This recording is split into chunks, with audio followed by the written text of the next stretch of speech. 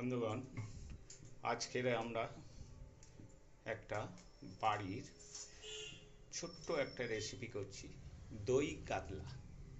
দেখুন, প্রথমে আমরা কড়াতে সাদা তেল ব্যবহার করছি। মাছটাকে রেখে হালকা হলুদ, নুন দিয়ে ভালো করে মাখিয়ে নিচ্ছি।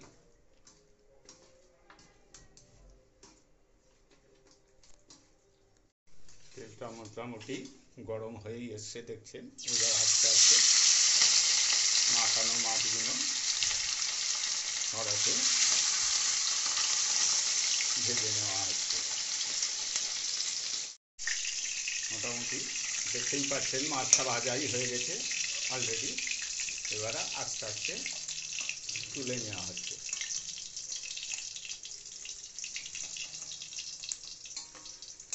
খুব সুন্দরভাবে ভাজা হলো।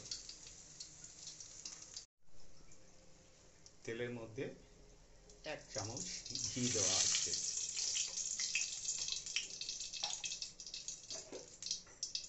এরপরে দিচ্ছি শুকনো লঙ্কা,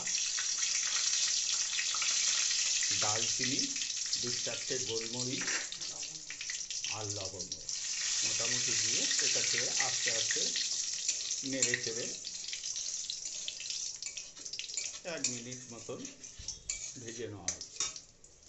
তারপরে দেয়া হবে, হয়ে গেছে মোটামুটি। তারপরে দেয়া হচ্ছে পেঁয়াজ বাটা। ওর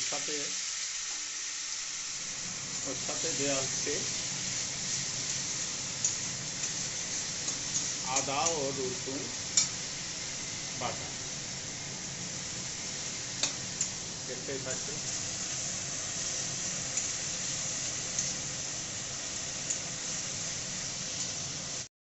এর সাথে দেওয়া হচ্ছে অল্প একটু চিনি। দেখতেই পাচ্ছেন আপনারা। তারপরে দিচ্ছি নুন, নিয়মিতভাবে নুন দেওয়া হচ্ছে, দিয়ে নাড়াচাড়া করা হচ্ছে। এরপরে দেওয়া হচ্ছে কাজু, পোস্ত ও চালমগজ বাটা।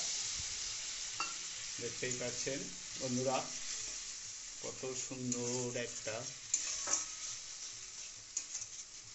কালার আসছে। তবে দই কাতলাটা সাদা হবে।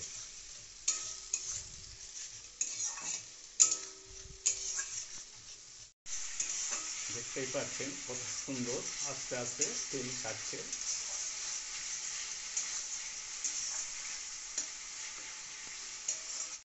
এরপরে দেওয়া হচ্ছে একটু জিরা মশলা,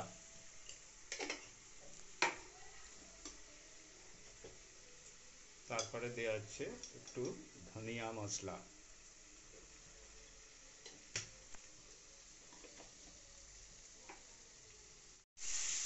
এরপরে আমরা দেবো, মশলাটা হয়ে এসছে, এরপরে আমরা দেবো টক দই।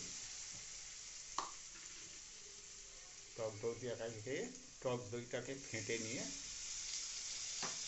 দেখতেই পাচ্ছেন মিক্সার মেশিনে ফেটে নিয়ে ভালো করে ওইটার মধ্যে দিয়ে দেওয়া হচ্ছে।